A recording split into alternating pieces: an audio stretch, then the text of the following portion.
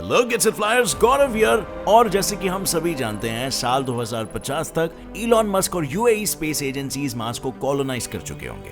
But ये तो सिर्फ प्लानिंग और प्लॉटिंग है। क्या रियलिटी में ये करना सच में पॉसिबल है? और चलो, अगर शिफ्ट होने का डिसाइड भी कर लिया तो क्या मार्स पर सरवाइव करना पॉसिबल है? क्योंकि मार्स एक ऐसा प्लैनेट है जिस पर हम खुली हवा में सांस तो नहीं ले सकते, प्लस उसके लो एटमॉस्फेरिक प्रेशर की वजह से उस पर कदम रखते ही आप बूम फट सकते हो, लाइक लिटरली बूम हो जाओगे।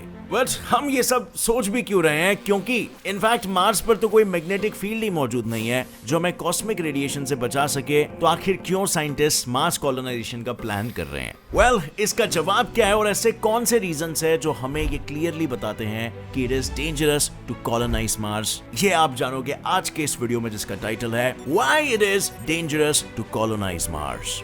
चलो फिर शुरू करते हैं उस पल से जिस दिन इलॉन मस्क और दूसरे स्पेस एजेंसीज ने मार्स कॉलोनाइजेशन की बात की थी। कहानी की शुरुआत होती है साल 2020 से, जिस साल इलॉन मस्क ने 2050 तक 1 मिलियन लोगों को शिफ्ट करने का स्टेटमेंट मीडिया के सामने दिया। और इलॉन मस्क के किए हुए स्टेटमेंट की देखा देखी में यूएई स्पेस एजेंसी ने भी साल 2117 तक 6 लाख लोगों के लिए मार्शियन सिटी बनाने का मिशन शुरू कर दिया। आइडिया अच्छा है, राइट? लेकिन क्या ये सच में पॉसिबल है? वेल, इससे पहले कि आप मार्स पर अपनी छोटी सी दुनिया बसाने का सपना देखो, उसके पहले मैं आपको बता दूं कि मार्स पर अपना घर बसाना एक्चुअली में उतना आसान नहीं है जितना दिखाई देता है। इनफैक्ट भले ही साइंटिस्ट को उस पर अर्थ की तरह लाइफ फॉर्म और वाटर के ट्रेसेस मिले भी होंगे, भले ही उसका एक दिन ऑलमोस्ट हमारे पृथ्वी जितना ही है, भले ही वो ह्यूमन सिविलाइजेशन के लिए एक आइडियल प्लैनेट अपीयर भी कर रहा है, लेकिन वहां पर रहने का सोचकर शायद हम मिशन सुइसाइड पर है। क्योंकि मार्स इज हॉरिबली इनहॉस्पिटेबल। उसका एटमॉस्फेरिक प्रेशर बहुत लो है कि उस पर कदम रखते ही हम गुब्बारे की तरह चुटकियों में ब्लास्ट हो जाएंगे और उस पर सांस लेना इज लिटरली ऑफुल। देखो, बेसिकली मार्स का एटमॉस्फेयर पृथ्वी के एटमॉस्फेयर का सिर्फ 1% है, जिसमें 96% कार्बन डाइऑक्साइड है और सिर्फ 0.13% ऑक्सीजन है। इससे ज्यादा ऑब्वियसली ऑक्सीजन एक इंसान को अर्थ पर सांस लेने के लिए चाहिए होता है। और साथ ही थिन एटमॉस्फेयर होने की वजह से सिर्फ डस्ट पार्टिकल्स ही लंग्स तक पहुंचेंगे और लंग्स डैमेज हो जाएंगे।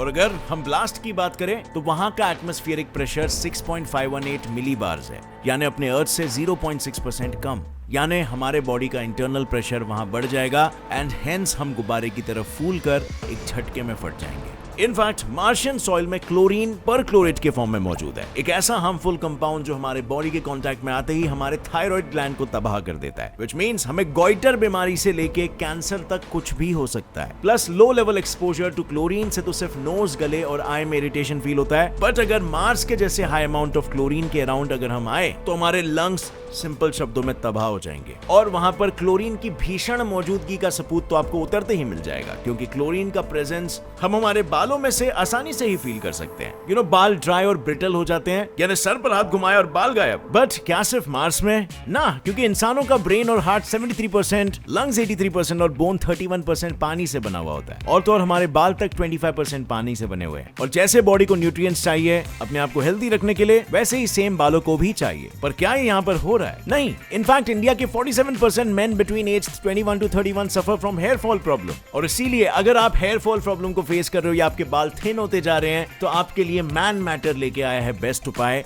Hair gummies. अब फ्रेंड्स, हेल्दी हेयर की परफेक्ट रेसिपी क्या है? बायोटिन, जिंक और मल्टीविटामिन्स। बस इसी बात का ख्याल रखते हुए मैन मैटर्स ने यमी च्यूएबल गमीज बनाई है, जहां एक सिंगल कैंडी में 20 एग्स जितना बायोटिन, 20 कैश्यूज जितना जिंक, हाफ कप कैरेट जितना विटामिन ए, हाफ ऑरेंज जितना विटामिन सी और 20 आलमंड्स जितना विटामिन ई है, जिसे खाने से आपके हेयर थिकर और स्ट्रॉन्गर होते हैं, हेयर ब्रेकेज कम होती है, यानी कि हेयर थिनिंग प्रिवेंट होता है। प्लस ये candy hair and beard growth के लिए भी काम आती है। और सबसे मजे की बात, इसमें कोई साइड इफेक्ट्स नहीं है और ये 100% वीगन, शुगर फ्री और जेलेटिन फ्री भी है। और मैन मैटर्स कंपनी सिर्फ प्रोडक्ट्स ही नहीं बनाती है, बल्कि ये फ्री ऑनलाइन कंसल्टेशन भी देते हैं इनके एक्सपर्ट डॉक्टर्स द्वारा, for common men problems like hair loss, acne, weight loss and even sexual problems. Free consultation book करने या इनके प्रोडक्ट्स खरीदने नीचे डिस्क्रिप्शन लिंक पर जरूर क्लिक करना।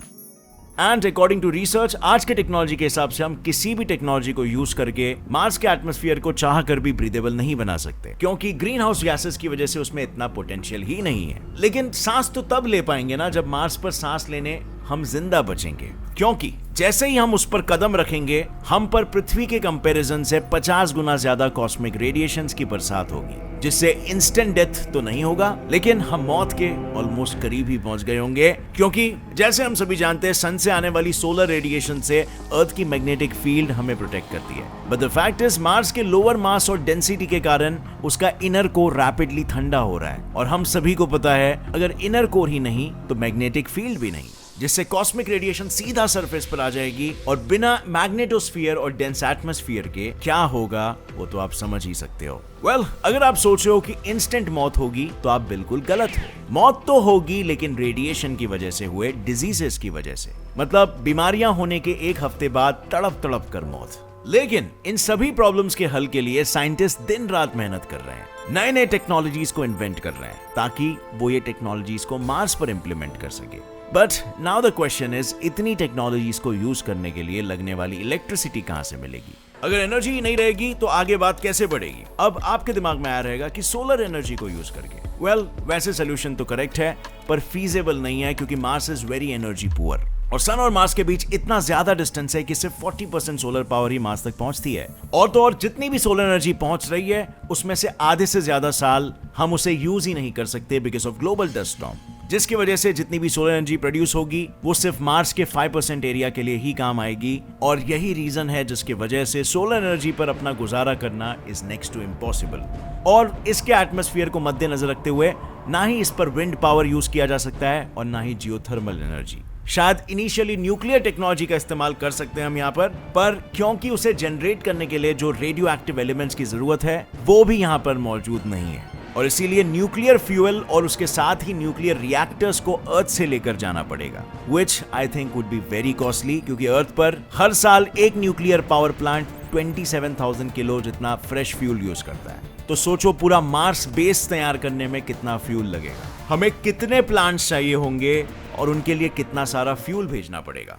पर चलो हाइपोथेटिकली सही, हम ये मान लेते हैं कि हमने पैसा डाल के वो सब सॉल्व कर लिया और उसका कोई ना कोई सोल्यूशन लेके आ गए, लेकिन व्हाट अबाउट मार्स की ग्रेविटी? उसे कैसे कंट्रोल करेंगे? क्योंकि एस्ट्रोनॉट्स के स्टडीज अनुसार जो साइंटिस्ट लंबे समय तक स्पेस में रिसर्च करने के लिए गए थे, उनकी हालत माइक्रोग्रेविटी की वजह से कुछ इस प्रकार थी: bone and muscle loss, cardiovascular problems, immune and metabolic disorders, visual disorders, balance and sensory motor problems, और भी ऐसे कई सारे हेल्थ प्रॉब्लम्स, और इन सभी से काफी हद तक मौत भी हो सकती है। बेसिकली मार्स की ग्रेविटी 3.721 मीटर्स पर सेकेंड स्क्वायर है, यानी अर्थ की सरफेस ग्रेविटी का सिर्फ 38% ही, जिसका डायरेक्ट असर होगा कार्डियोवैस्कुलर, मस्कुलोस्केलेटल और न्यूरोवेस्टिबुलर यानी कि सेंट्रल नर्वस सिस्टम पर, क्योंकि अर्थ पर लोअर बॉडी में प्रेजेंट ब्लड हार्ट से तकरीबन 70% नीचे रहता है। But in microgravity this is not the case. Microgravity में एंटर करते ही ब्लड प्रेशर रिड्यूस हो जाता है, जिसकी वजह से बोन्स वीक हो जाते हैं। इनफैक्ट लोअर ग्रेविटी का असर मदर और फीटस पर भी पड़ता है। माइक्रोग्रेविटी की वजह से फीटस वूम के अपर साइड शिफ्ट हो जाएगा और इसका प्रेशर आएगा मदर के डायफ्राम पर,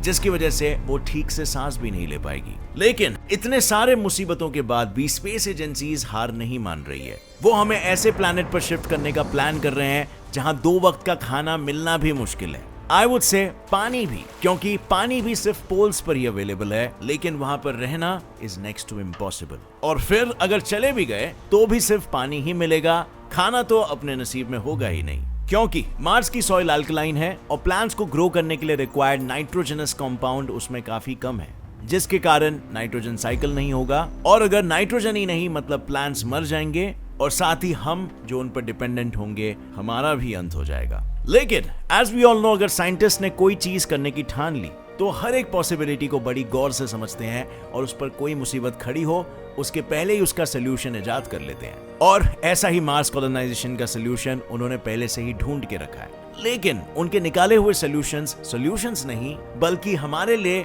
और नए प्रॉब्लम्स बन रहे हैं। साइंटिस्टों के अनुसार मार्स पर जो हाउसेस बनाए जाएंगे उसका डोम लाइक शेप होगा और उसके वॉल्स हेवी और एयर टाइट रहेंगे, जिसके कारण डस्ट पार्टिकल्स और सोलर रेडिएशंस अंदर एंटर नहीं कर पाए, और साथ ही पूरा डोम फ्रोजन कार्बन डाइऑक्साइड और मिट्टी के कई सारे लेयर्स से कवर किया जाएगा। लेकिन इसका मतलब रेडिएशंस आना पूरा ही बंद हो जाएगा, ऐसा नहीं है, सिर्फ रिड्यूस होगा।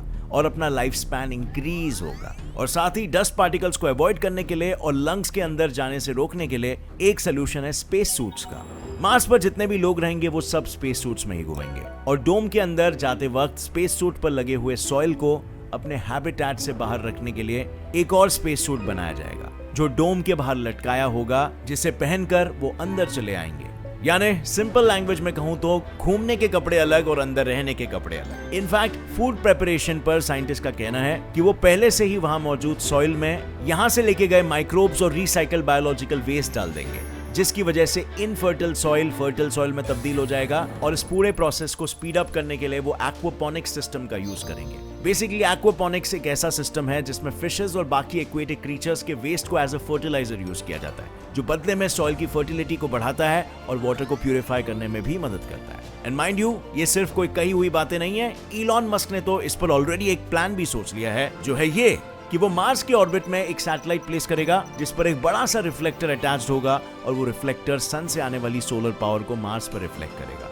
अब ये प्लान कितना सक्सेसफुल होगा ये तो वक्त ही बताएगा, बट ट्राई करने में क्या ही हर्ज है, right? But wait, according to the outer space treaty हमें मून और बाकी सेलेस्टियल बॉडीज पर सिर्फ रिसर्च करने की परमिशन है। हम उन प्लैनेट्स के साथ कोई छेड़खानी नहीं कर सकते। सो अगर परमिशन ही नहीं है तो आखिर Elon Musk and other space agencies क्या सोचकर मार्स कॉलोनाइजेशन का प्लानिंग कर रही है, और क्या आगे जाकर मार्स कॉलोनाइजेशन का परमिशन मिलेगा? आपको क्या लगता है फ्रेंड्स? लिखिए अपना जवाब कमेंट सेक्शन में। और अगर ये वीडियो पसंद आया, इससे कुछ भी नया सीखने मिला, एक लाइक जरूर ठोकना। Get set fly science channel को अभी सब्सक्राइब कर लो, क्योंकि ऐसे ही नॉलेजेबल वीडियोस आपको यहाँ पर देखने मिलेगा। और अब फ्रेंड्स, मैन मैटर्स के हेयर गमीज का लिंक डिस्क्रिप्शन में है, सो उसे चेकआउट करना मत भूलना। So see you in another one. Till then, stay curious, keep learning, keep growing. Jai Hind.